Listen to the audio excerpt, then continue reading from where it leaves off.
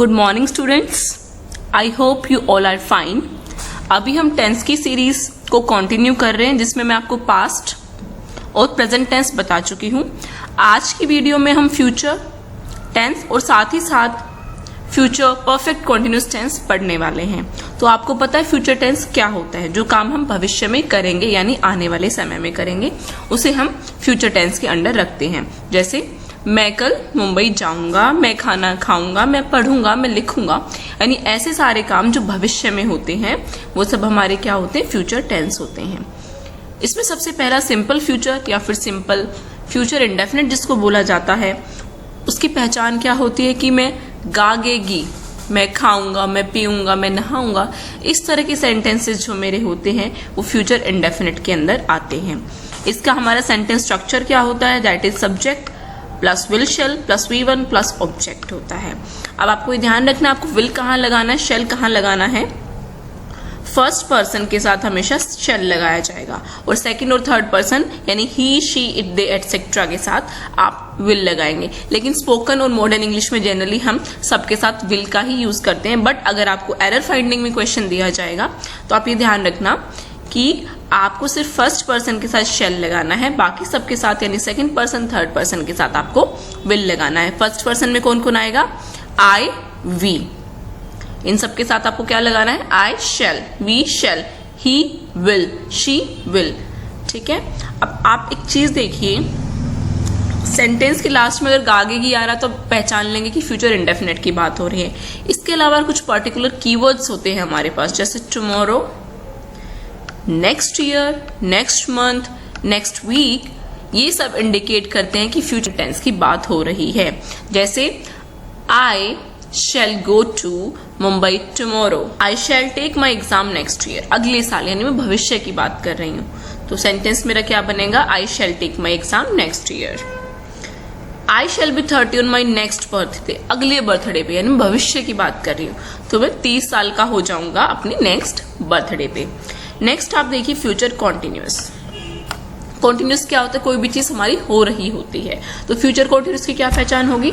रहा होगा, रहा हूंगा, रहे होंगे, इस टाइप के वर्ड्स आएंगे, यानी मैं कर रहा हूंगा उस टाइम, फ्यूचर में, भविष्य में। जैसे I will be going to Manali next month, मैं क्या करूंगा? जा रहा हूंगा मनाली, कहाँ? Next month. अब एक चीज देखिए, अब जब भी हमारे पास प्लान फ्यूचर की बात आती है, प्लान फ्यूचर के केस में हम फ्यूचर कॉन्टिन्यूस ना यूज करके प्रेजेंट इंडेफिनिट यूज करते हैं। ये रूल मैंने आपको प्रेजेंट इंडेफिनिट पढ़ाते वक्त भी बताया था। जैसे अगर प्लान फ्यूचर होता है कि the PM will be visiting Delhi tomorrow, कर रहे होंगे, ऐसा नहीं बोलते होंगे, करेंगे, तो इसको हम कैसे बनाते हैं? PM visits Delhi tomorrow. तो इस केस में हम प्रेजेंट इंडेफिनिट यूज करते हैं। जब भी आपको प्लान फ्यूचर दिखेगा आप वहां पे प्रेजेंट इंडेफिनिट का ही यूज करेंगे, ना कि फ्यूचर इंडेफिनिट का।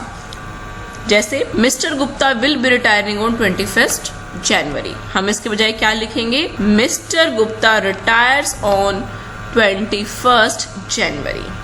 और हमारा कोई शेड्यूल्ड काम होता है, प्लान्ड है, जैसे the train departs at 8 tonight, तो यहाँ पे हम ये नहीं लिखेंगे the train will be departing at 8 tonight, यहाँ पे हम प्रेजेंट इंडेफिनिट का ही यूज करेंगे। बेशक कार्य हमारा भविष्य में हो रहा है लेकिन इस केस में हम प्रेजेंट इंडेफिनिट यूज करेंगे जब हमारा प्लान फ्यूचर होता है। जैसे the train departs at 8 tonight, ये बिल्कुल ठीक सेंटेंस है मेरा। The PM visits Delhi tomorrow, ये सेंटेंस भी मेरा बिल्कुल ठीक है। उसके बाद बात करते हैं फ्यूचर परफेक्ट की। परफेक्ट की सिंपल पहचान होती है चुका, चुकी, चुके, यानी भविष्य की बात। जी जब ऐसा होगा, मैं ऐसा कर चुका हूंगा भविष्य में, तो हम कैसे बोलेंगे कि he will have left before you will reach there, यानी आपके आने से पहले वो जा चुका होगा। फ्यूचर की बात मैं कर रही हूँ। बट इस केस में आपको सेंटेंस स्ट्रक्चर पे ध्यान देना होता है। जब भी मेरे पास फ्यूचर परफेक्ट में कंडीशनल सेंटेंस मिलेगा तो आप याद रखेंगे कि जो मेरा फर्स्ट सेंटेंस होता है, this one, he will have left, ये तो मेरा फ्यूचर टेंस के अंदर होगा। तो आपको याद रखना है कि जब भी इस तरह के मेरे कंडीशनल सेंटेंस, कंडीशनल का क्या मतलब होता है कि ऐसा होगा तो ऐसा होगा, दो कंडीशन या दो सेंटेंसेस मेरे जुड़े होते हैं। जैसे बिफोर से ये सेंटेंस मेरा जुड़ा हुआ है यहाँ पे, तो ये ही विल हैव लेफ्ट, वो जा चुका होगा, before you will reach there, तो ये गलत सेंटेंस हो जाएगा। क्यों? क्योंकि इसमें हमें याद रखना है कि सेंटेंस फॉर्मेशन मेरी क्या बनती है, जो फर्स्ट काम मेरा होता है that should be in perfect, जो काम पहले हो चुका है वो जा चुका होगा, यानी जाने का काम पहले हो चुका है, तो इसको हम क्या लिखेंगे, ही विल हैव लेफ्ट। ये ठीक है। Before you will reach there कभी नहीं होता, यहाँ आपको सिंपल प्रेजेंट का ही यूज करना है, बिफोर यू रीच देयर। ये बहुत इंपॉर्टेंट सेंटेंस स्ट्रक्चर है, आप इसको 2-3 बार पढ़िएगा, अगर कोई कंफ्यूजन हो तो आप मुझसे पूछिएगा। This is actually very very important, you have to focus on this. He will have left, वो जा चुका होगा, before you will reach there नहीं होता, बिफोर यू रीच देयर होता है। जैसे I shall have finish the chores before the mother will come, तो ये सेंटेंस गलत हो जाएगा। वैसे अगर हम हिंदी करेंगे तो क्या है कि मैं काम खत्म कर चुका हूँगा जब तक मम्मी आएंगी, तो मम्मी आएंगी कि हम हिंदी इंग्लिश क्या बनाते हैं, मदर विल कम, बट ये गलत होता है।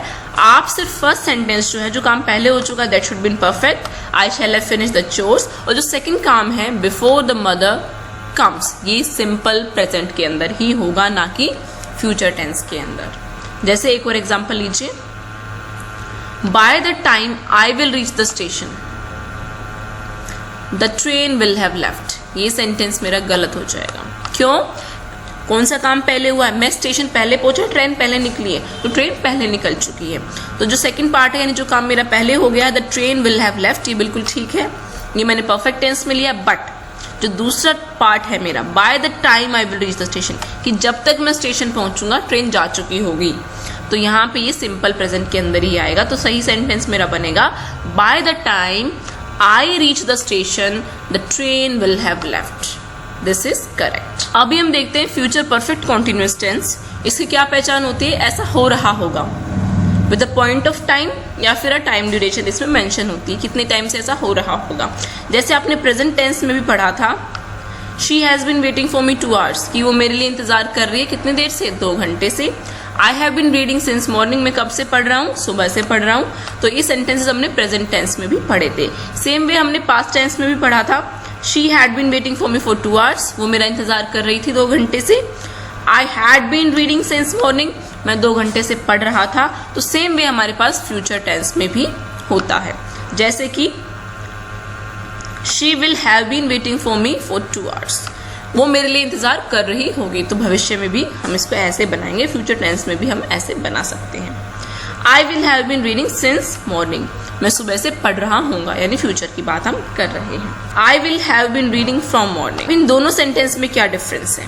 I will have been reading since morning, आपने यहाँ देखा मैं कौन सा टेंस यूज कर रहे हैं, विल हैव बीन, यानी क्लियर हो रहा है कि हम फ्यूचर परफेक्ट कॉन्टिन्यूअस टेंस की बात कर रहे हैं। बट यहाँ पे मैंने क्या यूज किया, मैंने यहाँ पे यूज किया है सिंस। तो आप याद रखना, फ्यूचर परफेक्ट कॉन्टिन्यूअस के केस में हमें सिंस यूज नहीं करना है, वहां हमें क्या यूज करना होता है, we have to use from, वहां पे हमें फ्रॉम यूज करना होता है, क्योंकि सिंस मेरा सिर्फ और सिर्फ प्रेजेंट और पास्ट में यूज होता है। फ्यूचर के केस में मुझे फ्रॉम यूज करना है, तो ये सेंटेंस मेरा ठीक है, आप यहाँ सिंस का यूज नहीं करेंगे। ठीक है, जब भी फ्यूचर परफेक्ट कॉन्टिन्यूअस आता है वहां पे आप सिंस का यूज ना करके फ्रॉम का यूज करेंगे। तो I will have been reading since morning गलत होगा, I will have been reading from morning ठीक होगा, क्योंकि मैं फ्यूचर परफेक्ट कॉन्टिन्यूअस टेंस की बात कर रही हूँ। अगला देखिए, बच्चों को बहुत कंफ्यूजन होता है कि सिंस कहाँ लगाना है, फॉर कहाँ लगाना है। तो आप एक बात अपने माइंड में रखिए कि सिंस हमें कहाँ लगाना होता है। सिंस हमें लगाना होता है, पहली बात तो फ्यूचर में नहीं लगाएंगे, फ्यूचर परफेक्ट कॉन्टिन्यूअस के केस में हम फ्रॉम लगाएंगे। इसके अलावा सिंस और फॉर का क्या डिफरेंस है कि सिंस को आप पॉइंट ऑफ टाइम के साथ लगाते हो और फॉर को आप ड्यूरेशन के साथ लगाते हैं। अब पॉइंट ऑफ टाइम और ड्यूरेशन का क्या डिफरेंस है क्लियरली समझिए आप। मैंने बोला सिंस का यूज हम करते हैं पॉइंट ऑफ टाइम के साथ। पॉइंट ऑफ टाइम का मतलब है कि हमें स्टार्टिंग समय का भी पता होता है कि कब से ये काम स्टार्ट हुआ है, फिक्स्ड होता है वो पॉइंट हमारा जब से काम स्टार्ट हुआ है। जैसे यहाँ पे मैंने क्लियरली मेंशन किया है सिंस मंडे, ठीक है, सिंस मंडे से क्लियरली मैंने मंडे लिख दिया, इससे क्लियरली पता लग रहा है कि मैं पॉइंट ऑफ टाइम की बात कर रही हूँ, फिक्स है ये। स्टार्टिंग टाइम पे मुझे पता है कि मंडे से ऐसा काम चला आ रहा है, मंडे से हो रहा है, तो इस केस में हम सिंस लगाते हैं। अगर मैं लिखती लास्ट वीक तो मुझे क्या लगाना पड़ता, फिर मुझे लगाना पड़ता फॉर। कौन सा last week, we don't have any idea, point of time नहीं है, लेकिन सिंस लिखा है मंडे आएगा इसके साथ, since Monday. Since the beginning, शुरुआत से, फिक्स्ड है। सन ईयर्स जो होते हैं 2008, फिक्स्ड है वो, कौन सा 2008, मैं किसी किसी भी साल की बात नहीं कर रही हूँ, मैं 2008 की ही बात कर रही हूँ। फिक्स्ड है, पॉइंट ऑफ टाइम है, स्टार्टिंग में हमें पता है कि 2008 से लेके अब तक। तो इस केस में हमें क्या लगाना होता है, हमें सिंस लगाना होता है। सिंस टाइम इमेमोरियल, बहुत पुराने टाइम से, सिंस 7 PM, ठीक है। इसके अलावा 4 हमें कहाँ यूज करना है, हमें लिखा 4 2 hours, कोई पॉइंट ऑफ टाइम नहीं, ये ड्यूरेशन है कि 2 घंटे से ड्यूरेशन है ये। फॉर लास्ट 2 years, हमने ईयर मेंशन नहीं किया, कौन सी ईयर की मैं बात कर रही हूँ, ड्यूरेशन है, 2 साल की अवधि है। फॉर 5 days, 5 दिन की अवधि है। लास्ट 3 weeks, ड्यूरेशन है। फॉर 10 years, कौन से 10 year, कुछ नहीं पता, ड्यूरेशन की बात है बस। तो जहाँ भी आपको लगे कि ड्यूरेशन की बात हो रही है, वहाँ पे आप 4 यूज़ करेंगे। जहाँ आपको लग रहा है पॉइंट ऑफ टाइम है, या जहाँ हमें शुरुआती समय का पता है कि टाइम कब से स्टार्ट हो रहा है, काम कब से स्टार्ट हो रहा है, स्टार्टिंग पॉइंट हमें पता है और फिक्स्ड है वो स्टार्टिंग पॉइंट हमारा, तो उस केस में पॉइंट ऑफ टाइम गिवन है तो हम सेंस लगा देंगे। I have been living in Delhi for 5 years, बिल्कुल ठीक है। I have been teaching you for an hour, duration है, 1 घंटे से ऐसा काम हो रहा है, 4 आएगा। I shall have been living in Delhi for 5 years by the end of this year, 5 साल से, यानी 4 आएगा। He will have been playing from 2 o'clock, अगर यहाँ मैंने सेंस लगा दिया 2 o'clock देख के तो वो गलत होगा। फ्यूचर के केस में हमेशा फ्रॉम आता है, तो ये जो गिवन सेंटेंस है ठीक है, अगर यहाँ मैं सेंस लगा देती तो गलत हो जाता। He will have been playing since 2 o'clock गलत होता, he will have been playing from 2 o'clock आएगा। याद रखना, फ्यूचर के केस में सेंस नहीं लगाना, फ्रॉम लगाना है। इसके अलावा आप देखिए, I had known him for 2 years, बिल्कुल ठीक है, 2 साल से ऐसा हो रहा है, ड्यूरेशन है। I have been living in Delhi for 5 years, 5 साल से मैं रह रहा हूँ, ड्यूरेशन है, 4 आएगा। I have eaten nothing since morning, I have eaten, कौन सा टेंस है ये, this is present perfect tense, तो कभी भी प्रेजेंट परफेक्ट के साथ सिंस नहीं आएगा। तो सही सेंटेंस मेरा बनेगा आई एट नथिंग सिंस मॉर्निंग। आप इसको प्रेजेंट परफेक्ट में नहीं लिख सकते अगर आप सिंस का यूज़ कर रहे हो। अगर आप सिंस का यूज़ कर रहे हैं तो आपको सिंपल पास्ट ही यूज़ करना है, और ये आपको कंडीशनल सेंटेंसेस में भी मिलेगा कि सिंस के साथ आपको सिंपल पास्ट ही यूज़ करना है। आप ऐसे याद रखें, as for since, as for simple past. Since के साथ कभी भी आपको प्रेजेंट परफेक्ट नहीं लगाना है या परफेक्ट टेंस नहीं लगाना है। I have eaten nothing since morning ये गलत है, I ate nothing since morning ये मेरा बिल्कुल ठीक सेंटेंस है। You will attend the class since next Tuesday, ये गलत हो जाएगा। क्यों, विल अटेंड से हमें क्लियरली पता चल रहा है फ्यूचर की बात हो रही है, तो सिंस की जगह क्या आता है फ्यूचर में, फ्रॉम आता है कि इस टाइम से ऐसा हो रहा होगा। तो you will attend the class from next Tuesday. I hope आप सबको यहाँ तक ये क्लियर है। अगर कोई भी डाउट है तो आप कमेंट सेक्शन में मुझसे पूछ सकते हैं।